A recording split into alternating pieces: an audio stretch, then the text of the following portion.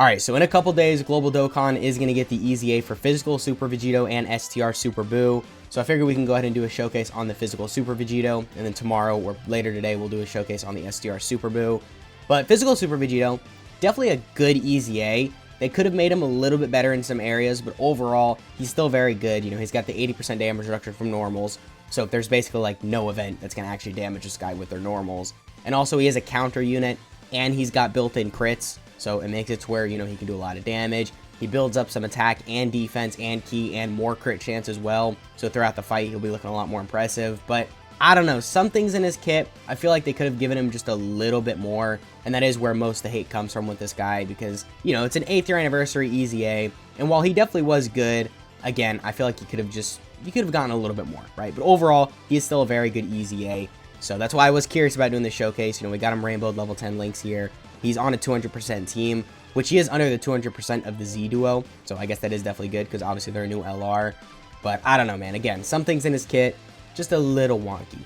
So before we get into the video, if you find yourself enjoying it at any point, feel free to like and subscribe. Also, keep in mind there are timestamps in the video, so if you want to skip around to any part, then absolutely feel free to do that. And yeah, let's get right into it. So on this opening rotation right here, we are going to have 5 out of 7 links. We do also have some support from the VEGITO in slot 3, and we're at 189k defense. So I guess that's not horrible, because we do have 80% damage reduction, like I mentioned, from normal attacks. So basically, normals are going to be doing no damage to this guy at any point in whatever event you're in. So you could just kind of throw him in slot 1, especially if you have a scouter activated and you know you're not going to be taking a super attack. That's when this guy's going to be extremely useful. But I think the main issue right now is a lot of these teams don't really have a really good unit that obviously has a scouter with him. So I think right now we're just kind of waiting. Maybe when STR Super VEGITO gets his EZA, he has that scouter for 9 turns. You know, maybe if he's crazy busted, then he'd be a really good option to run on his team. But I don't know. For now, it's just a little wonky because, you know, if you take a super attack, you're probably just going to get one-shotted, right? But all normals are doing no damage to this guy. So if you're not taking a super attack, his value is like insane because he's taking no damage. He's doing a ton of damage back because, of course, he's got the counters and, you know, the crits and all that built into his kit. But, you know, if you take the super attack, you die, right? So it's kind of a gamble with running him. It really just boils down to, do you know where the super attack is? So, I mean, a little unfortunate. I think that's the main issue that a lot of people have with this guy, is super attacks are just going to completely one-shot him.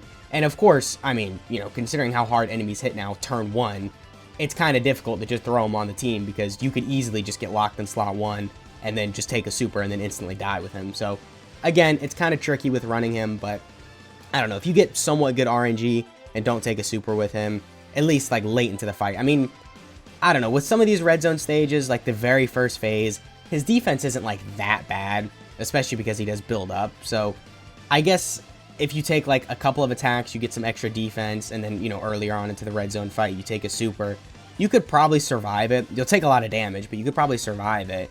But then, you know, like if you're on AGL Broly in the red zone Broly fight, he's just going to completely one-shot this guy if he supers him, right? Because look at that, 161k defense. I mean, dude, that's very low. I mean, that's good with normals because then he has the 80% damage reduction. But with super attacks, it's just 160k defense. So obviously, you know, going to do a lot of damage. But all right, we're going to take a lot of attacks right here, which is very good because as you can see, we are building up. And we're also getting some crits on the counters as well, which is pretty good. So this guy does build up. He builds up to a max of 120% attack, and then he gets 20% attack with every attack received. I guess that's pretty good. I mean, just some extra damage, right? This guy is definitely a damaging unit, I guess, because he's got crits and the counters and the build up with the damage. And then also he does build up. He gets 1 key up to 3, and then 30% defense up to 90%, and then an additional 10% chance to crit up to 30%. Every time the character receives an attack 3 times. So me personally, I really don't like that design. You have to take an attack 3 times, and then you get the buildup of 30% defense, 1 key, and then a 10% chance to crit. And then again, the key goes up to 3, the defense goes up to 90%, and then the crit up to 30%. I don't like that. I think it should have just been you get 30% defense, 1 key, and 10% chance to crit with every attack received. Because, I don't know, 3 attacks to just get one of those buildups, it makes it to where it's going to take a while before you are building up with this guy. And as we've already kind of established, you know, turn 1, his defense definitely isn't good. And it was like 160k. So you don't want to be at that level of defense for that long. So it taking longer to build up with him obviously isn't really that good of a thing. and you're normally not really putting him in the way of a bunch of attacks. I would say most of the time he's just kind of a floater on your team. You just have him in slot 3, because if you don't have a scouter, then you don't know where the super attack is, and again, if this guy gets supered, he's going to take a lot of damage. So it can be complicated using him. I guess the best strategy is kind of what I already said. Just throw him in slot 3, let him float off a bunch of times, and then just kind of have him, you know, do some damage with the counters, tank the normals, and just pray he doesn't get supered, because, I mean, dude, the super attacks are going to do so much damage with this guy. We'll see. We'll bring him in a really difficult event and see how much he takes. 246k. All right, so, I mean, that's a little bit higher than we've seen throughout the video, of course, because, you know, he's just been building up. I don't know if we're going to build up right here for any defense, but what we'll do is we'll just keep on going through this fight, right, until we're fully built up.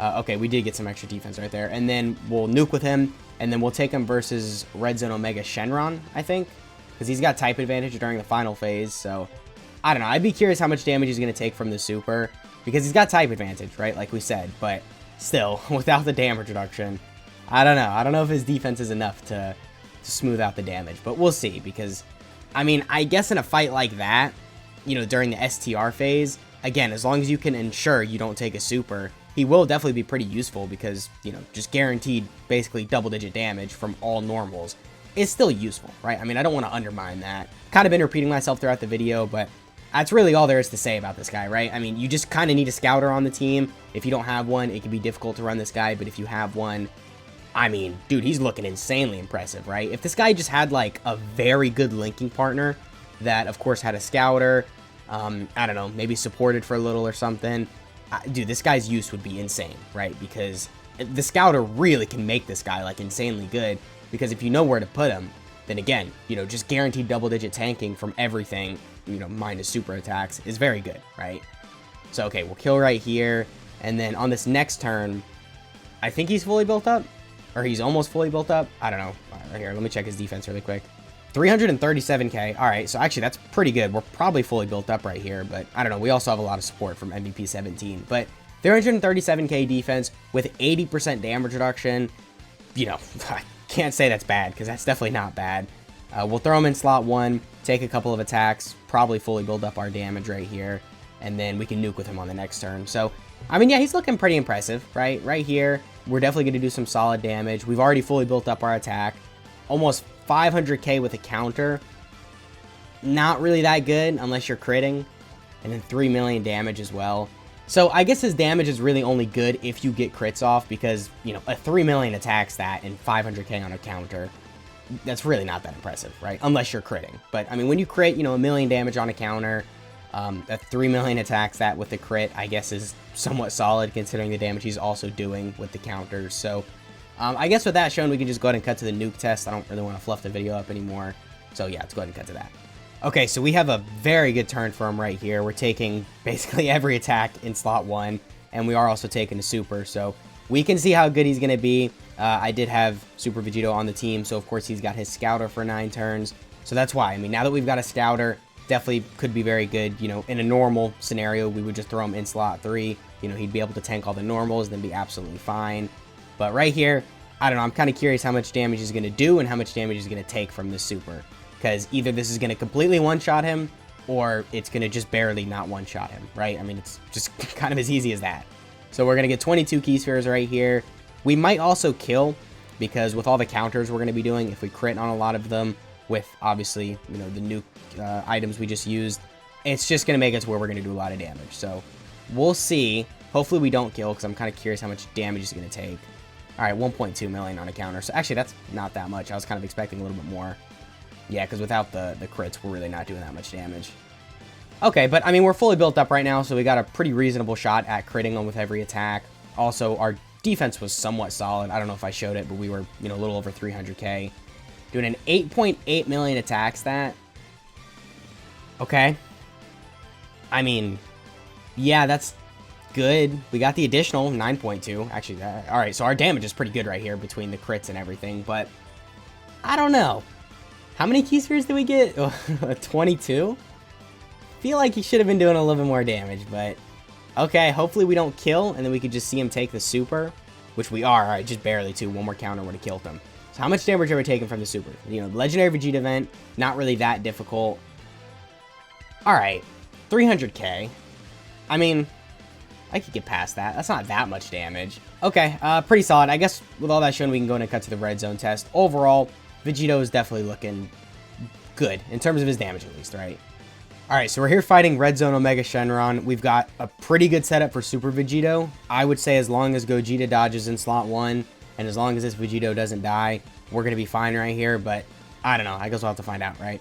So we're going to heal a little with Gogeta.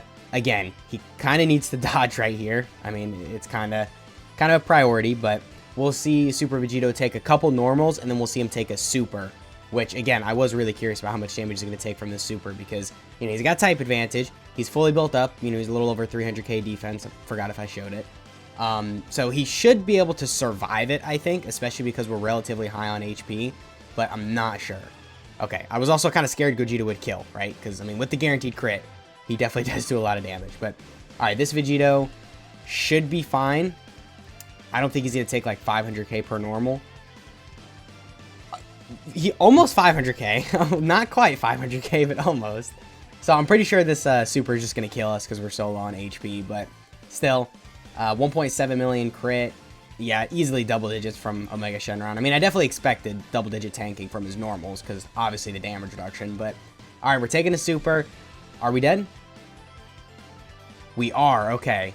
So 531k. We weren't fully built up either. I guess that's not horrible. If you're full on HP, you would survive a super.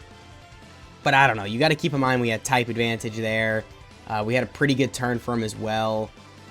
Yeah, I mean, I don't know. What do you guys think? Let me know in the comments because I'm kind of caught in the middle. He's good, or he can be good. I'll say that. But I don't know how often you're actually going to be like, wow, oh my god, thank god I brought Super Vegito on the team. I could just throw him in this slot and take a bunch of normals. Because even at that, a lot of units are going to be able to tank normals. Actually, their defense is so good, they'll even be able to tank supers. Hence what makes a good unit. So I don't really know how I'm feeling about this guy, but I guess with all that shown, we can go and cut to the unit breakdown. Alright, so here we have Limitless Radiance Super Vegito. So starting off with his leader skill, it is Majin Buu Saga category Ki +3, and then 170% to stats. Definitely a good leader skill, 170% to Majin Buu Saga, pretty good. I mean, that category's alright. It's not like insane, but you know, once we get the EZA for the LR Super Vegito, and then the Buuhan, and then, you know, we get LR Kid Buu, I'm sure that category will become a lot more crazy. And then his super attack effect is that he causes immense damage to enemy, and then raises allies' attack and defense by 30% for one turn. I'm pretty sure this applies to himself as well, so technically he does get defense on super. I'm not positive about that though. Let me know in the comments if you guys know for sure, because I don't know. I'm pretty sure it raises his defense, and if it does, that definitely is good, but I'm not 100% about that. And then his passive is that he gets 80% damage reduction for normal attacks. He counters with tremendous power.